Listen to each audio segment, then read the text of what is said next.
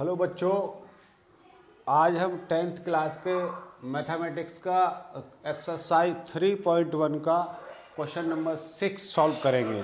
देखिए question number 6 क्या है, लिखा है given that the linear equation 2x + 3y - 8 = 0, right the another linear equation in 2 variables such that geometrical representation of the pair so formed is intersecting line, parallel lines और coincident line.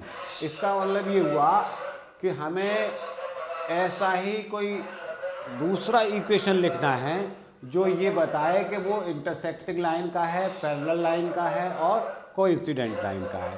तो देखिए इसमें हम सबसे पहले हम जानते हैं कि जो लाइन इंटरसेक्टिंग करती हैं वो उसकी जो कंडीशन होती है वो क्या होती है, A1/A2 is not equal to B1/B2। इस कंडीशन में इसे लाना है जो इक्वेशन लिखा है उसके लिए। तो देखिए ये लिखा है 2x + 3y - 8 = 0। तो देखिए एक तो इक्वेशन ये है और हमें जो है एक दूसरा इक्वेशन खुद बनाना है जो इस कंडीशन को अप्लाई कर दे।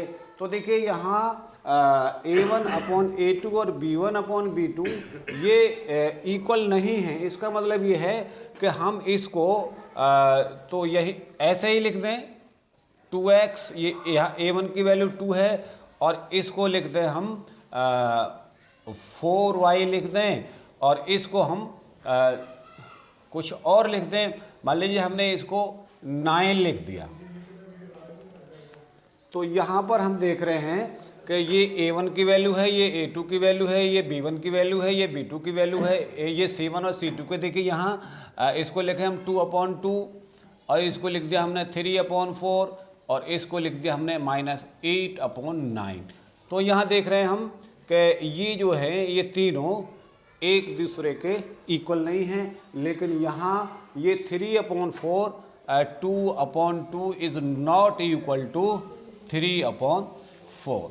तो देखिए हमने ये दूसरा इक्वेशन इस फॉर्म में लिख लिया है जो कि इस कंडीशन को अप्लाई कर रहा है। अब देखिए पैरेलल के लिए लिखेंगे। पैरेलल के लिए हम जानते हैं क्या होता है, A1/A2 is equal to B1/B2 is not equal to C1/C2।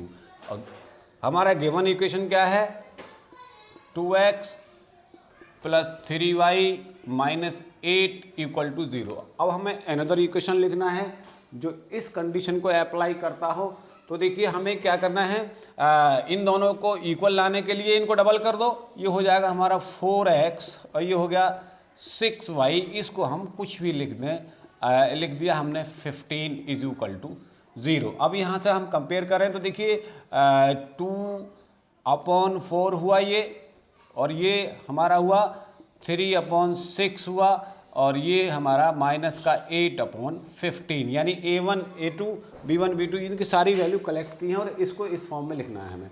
तो यहाँ देखें इसको सॉल्व करेंगे हम तो कितना आया 1/2 और ये कितना आया 1/2। तो 1/2 इज इक्वल टू 1/2 और ये कितना आया यहाँ से, ये इतना ही रहा -8/15। तो यहाँ क्या हुआ देखिए ये A1/A2 इज इक्वल टू हो गया B1/B2 के और ये इसके इज इक्वल टू नहीं है तो यहाँ लगा देंगे नॉट इक्वल टू।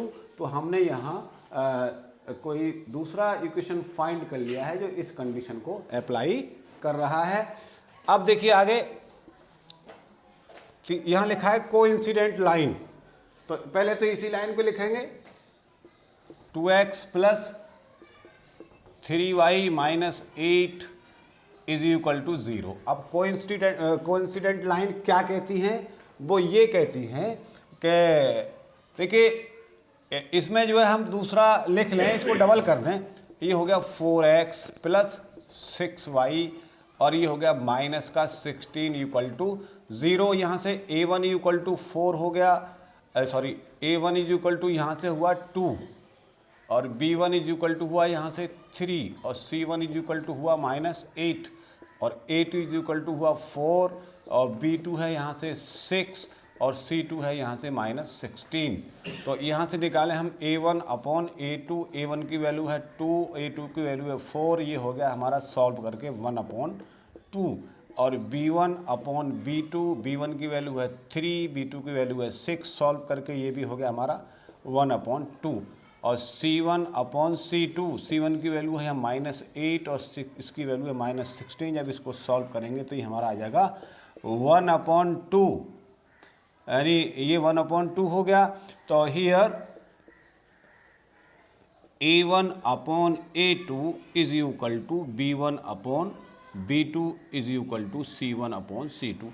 तो देखिए इस कोइंसिडेंट लाइन को इसने जो है अप्लाई कर दिया है, तो हमारा सेकंड इक्वेशन क्या बना, ये बना, ठीक है। और यहाँ से इसका सेकंड इक्वेशन क्या था, ये था। और यहाँ से सेकंड इक्वेशन क्या था, ये है। तो बच्चों यही हमारा आंसर है। That's all.